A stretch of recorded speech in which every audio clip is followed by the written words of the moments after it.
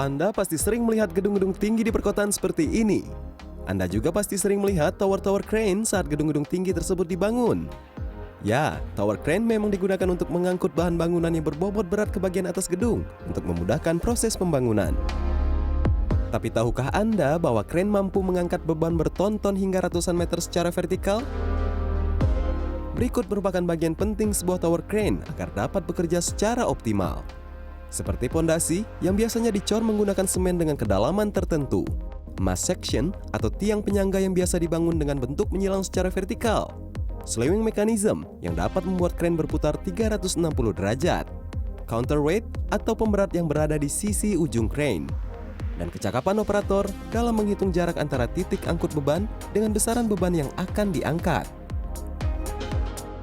Secara sederhana, tower crane menggunakan prinsip kesetimbangan agar mampu memindahkan bahan bangunan ke bagian atas bangunan itu sendiri. Kuncinya terletak pada counterweight atau pemberat yang terdapat pada sisi lain dari crane. Berat dari counterweight biasanya lebih besar daripada beban yang diangkat. Beban dikali jarak itu momen. Jadi kalau bebannya tadi 5 ton, jaraknya ke tengah itu 5 meter, berarti kan 25 ton meter.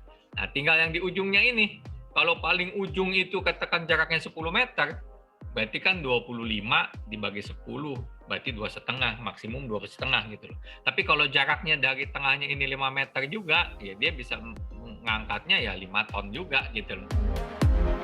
Rumus yang digunakan, berat beban dikali jarak titik angkut beban ke pusat tiang crane harus sama atau lebih kecil dengan berat counterweight, dikali jarak antara pusat tiang crane dengan pemberat itu sendiri.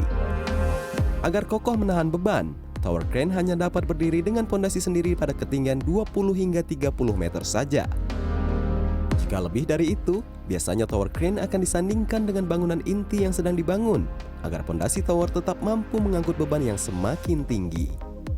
Rio Abadi, Urip Handoyo, Jakarta.